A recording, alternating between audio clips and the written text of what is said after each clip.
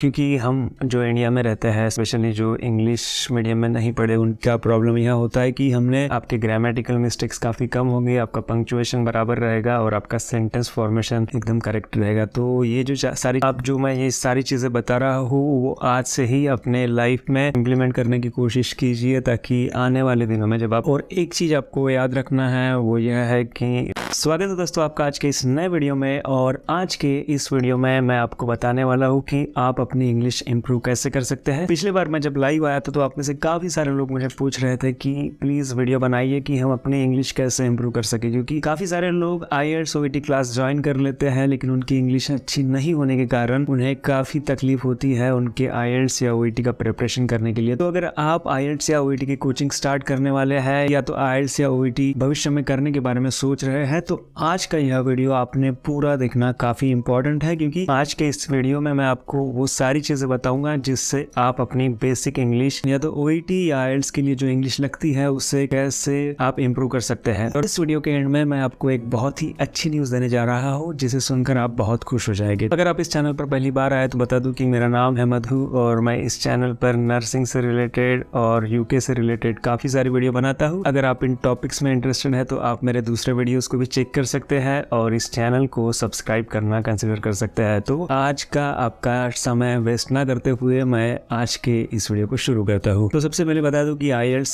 और OET में 4 modules होते हैं जिससे आपकी इंग्लिश चेक की जाती है। सबसे पहले होता है लिसनिंग, रीडिंग, राइटिंग और स्पीकिंग। तो ये सारी चीजें जो होती है वो इम्प्रूव प्रैक्टिस से ही होती है, लेकिन IELTS या OET देने से पहले आपको बता दूं कि ग्रामर आपका अच्छा रहना काफी इंपॉर्टेंट है। तो आप अगर अपना ग्रामर इंप्रूव करना चाहते हैं तो आपको हाई स्कूल ग्रामर पढ़ना जरूरी है। अगर आप हाई स्कूल ग्रामर नहीं पढ़ेंगे तो आप IELTS या OET का जो ग्रामर है, जो बेसिक चीजें, सेंटेंस फॉर्मेशन वगैरह जो है आप नहीं कर पाएंगे। तो आपका ग्रामर अच्छा रहना इंपॉर्टेंट है, चाहे वो IELTS हो या OET हो। अगर आप सोच रहे हैं कि आपको IELTS देना है तो आपका ग्रामर अच्छा नहीं, बहुत अच्छा होना जरूरी है, क्योंकि IELTS का राइटिंग जो है वो काफी टफ होता है और स्पीकिंग में भी आपको काफी एडवांस लेवल का ग्रामर यूज करना पड़ता है। तो आपका ग्रामर पक्का होना IELTS OET के लिए काफी जरूरी है। और जो दूसरी चीज होती है वो यह होता है कि आपकी वोकैबुलरी काफी अच्छी होना चाहिए। आपकी वोकैबुलरी OET के लिए काफी ज्यादा वोकैबुलरी याद करने की जरूरत नहीं है। मेरे पास OET की वोकैबुलरी की लिस्ट है, अगर आप चाहते हैं तो मुझसे कांटेक्ट कर सकते हैं। मैं जो वीडियो के एंड में आपको गुड न्यूज़ देने जा रहा हूँ उसमें भी आपको OET के रिलेटेड काफ़ी अच्छी गुड न्यूज़ है। उसमें पता चलेगा कि आपको मेरे तरफ से OET के लिए क्या हेल्प होने वाली है। और IELTS के लिए अगर आप प्रिपरेशन कर रहे हैं तो आपको बता दूं कि आपको काफ़ी ज़्यादा पढ़ने की ज़रूरत है, क्योंकि IELTS reading, IELTS writing, IELTS speaking के लिए आपकी वोकैबुलरी अच्छी रहना, बहुत अच्छी रहना काफ़ी ज़रूरी है। क्योंकि आप राइटिंग में एक ही वर्ड बार बार नहीं लिख सकते हैं, स्पीकिंग में एक ही वर्ड को आप बार बार नहीं बोल सकते, तो आपको हर एक वर्ड के 2-4 सिनोनिम्स याद रहना काफ़ी ज़रूरी है। तो अभी हम बात करेंगे कि आपको जो IELTS या OET के चारों मॉड्यूल्स होते हैं, लिसनिंग, रीडिंग, राइटिंग और स्पीकिंग, उन्हें 1 बाय 1 कैसे इंप्रूव करना है। और आपको यह बताने के लिए मैंने अपने नोट्स बनाए हुए हैं ताकि मैं वीडियो बनाते समय कोई भी चीज़ भूलने ना पाऊँ। लिसनिंग के लिए आपको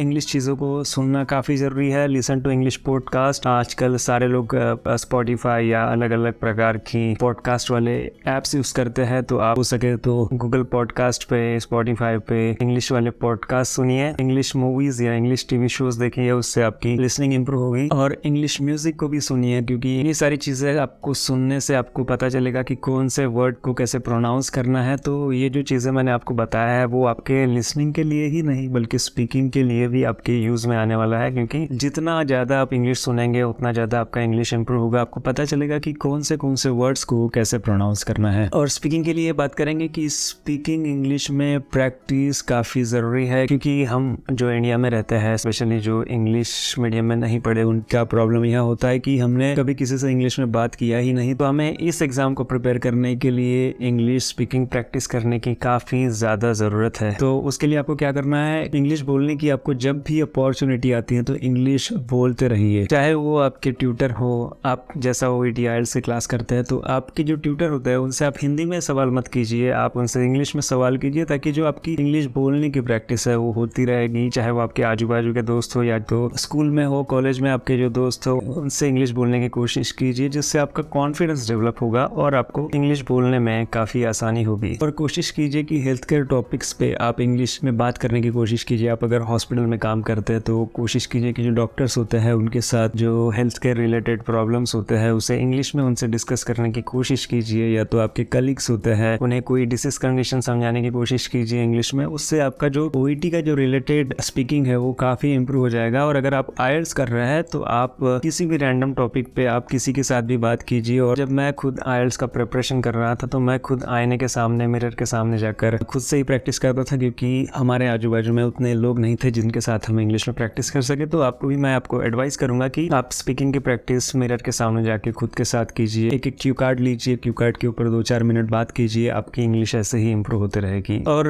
रीडिंग के लिए जो सबसे इम्पोर्टेंट चीज़ है वो यह है कि रीडिंग एक स्किल है। आपको आपकी रीडिंग स्किल डेवलप करना है। आप जितना ज़्यादा पढ़ेंगे उतना ज़्यादा आपका कॉम्प्रिहेंशन बढ़ेगा। आप कोशिश कीजिए कि आपको न्यूज़पेपर पढ़ना है, आपको मैगजीन पढ़ना है, और स्पेशली जो हेल्थ केयर रिलेटेड जर्नल्स आते हैं उन्हें आप पढ़िए। क्योंकि जो OET में जो एग्ज़ाम होती है रीडिंग की, उसमें जो भी पैसेजेस आते हैं वो पैसेजेस किसी हेल्थ केयर जर्नल से उठा के एग्ज़ाम में दिए जाते हैं। तो आपको कोशिश ये करना है कि आप जितना हो सके उतना जर्नल्स पढ़िए, न्यूज़पेपर पढ़िए और मैगजीन पढ़िए। उससे आपका पहली जो चीज़ इंप्रूव होगी वो होगा कि आपका कॉम्प्रिहेंशन इंप्रूव होगा, आपकी वोकैबुलरी इंप्रूव होगी। और वोकैबुलरी इंप्रूव होने के कारण क्या होगा कि आप जब राइटिंग करेंगे तो आपके राइटिंग में जो वोकैबुलरी आपको लगने वाली है वो आपके पास पहले से स्टोर रहेंगी। तो अपनी इंग्लिश इंप्रूव करने के लिए एक चीज़ करते हैं तो दूसरी चीज़ में हेल्प होगी। अगर आप लिसनिंग करते हैं तो आपको स्पीकिंग में हेल्प होगी, अगर आप रीडिंग करते हैं तो आपको राइटिंग में हेल्प होगी। तो ये जो इंग्लिश लैंग्वेज है या कोई भी लैंग्वेज है वो एक दूसरे से जुड़ी होती है, एक दूसरे मॉडल से जुड़ी होती है। तो अब जो मैं ये सारी चीज़ें बता रहा हूँ वो आज से ही अपने लाइफ में इम्प्लीमेंट करने की कोशिश कीजिए, ताकि आने वाले दिनों में जब आप OET का प्रिपरेशन करने जाएंगे तो आपको ज़्यादा तकलीफ नहीं होगी और आप फर्स्ट अटेम्प्ट में OET पास हो जाएंगे। और राइटिंग के लिए जो आपको करना है वो यह है कि आपको रेगुलरली कुछ ना कुछ लिखना है। चाहे आप अपने फ्रेंड से बात करते हो, उनसे व्हाट्सएप पे बात करते हो,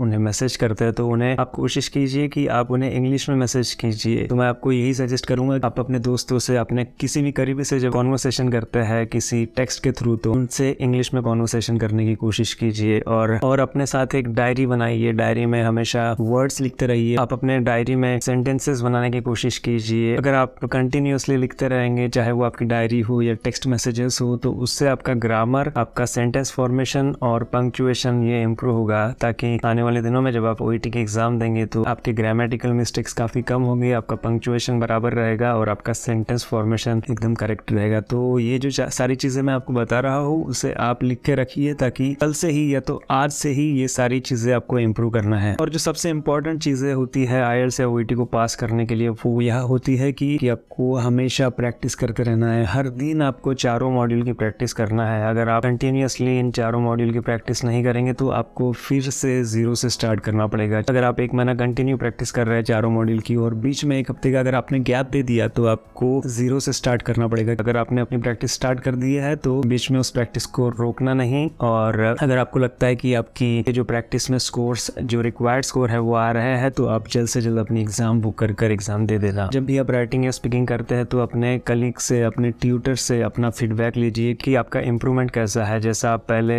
बोलते थे, पहले लिखते थे, उससे कितना ज़्यादा इम्प्रूवमेंट आपने अभी तक किया है। और एक चीज़ आपको याद रखना है वो यह है कि लैंग्वेज स्किल सीखने के लिए आपको टाइम लगता है, पेशेंस लगता है और एफर्ट्स लगता है। तो आपको लैंग्वेज सीखते समय अपने आप को पेशेंस रखना है और प्रैक्टिस करना है, तभी आपकी जो लैंग्वेज स्किल्स है वो डेवलप होंगी। और हर रोज़ आप कम से कम 10 नई वोकैबुलरी सीखने की कोशिश कीजिए। अगर आप IELTS कर रहे हैं तो आपको काफ़ी सारी वोकैबुलरीज ऑनलाइन मिल जाएंगी। अगर आप OET कर रहे हैं तो मैं आपको बताऊंगा कि आप अपनी OET कैसे डेवलप कर सकते हैं। अब हम जब वीडियो के एंड में आ गए तो मैं आपको गुड न्यूज़ देना चाहता हूँ। वह गुड न्यूज़ यह है कि आपको जैसा पता ही होगा कि जब से यह चैनल शुरू हुआ है तब से लेकर अभी तक इस चैनल के द्वारा हज़ारों नर्सेस को उनके वीज़ा प्रोसेस के लिए, CVT के लिए और अलग अलग चीज़ों के लिए जो आपको UK RN जर्नी में दिक्कतें आती है, उन दिक्कतों को पार करने के लिए इस चैनल के द्वारा हेल्प हुई है। और लेकिन जो सबसे इम्पॉर्टेंट चीज़ होती है UK RN जर्नी स्टार्ट करने के लिए वो होती है IELTS या OET पास करना। लेकिन मैं काफ़ी दिनों से सोच रहा था कि आप लोगों को मैं IELTS या OET पास कराने के लिए कैसे हेल्प कर सकूँ। तो रिसेंटली मेरे पास काफ़ी अच्छी टीम बनी हुई है जो आपको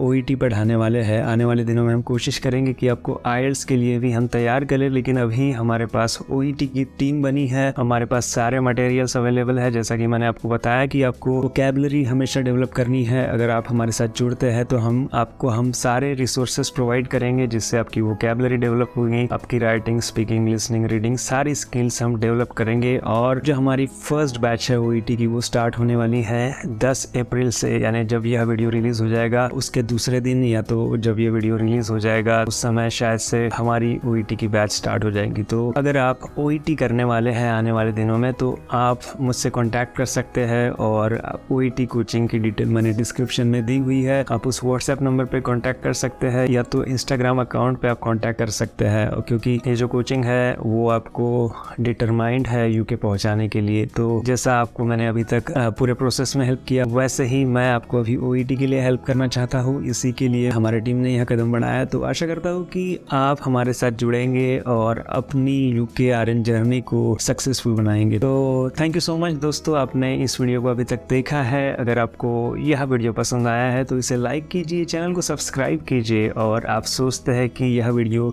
आपके किसी दोस्त या किसी रिश्तेदार के काम में आएगा तो आप उन्हें शेयर करके उनकी लाइफ चेंज कर सकते हैं। तो thank you so much guys, आपने यह वीडियो देखा और आने वाले दिनों में ऐसे ही वीडियोस और ऐसी ही हेल्प आपके लिए इस चैनल के द्वारा हमेशा होती रहेंगी। Thank you so much for watching this video.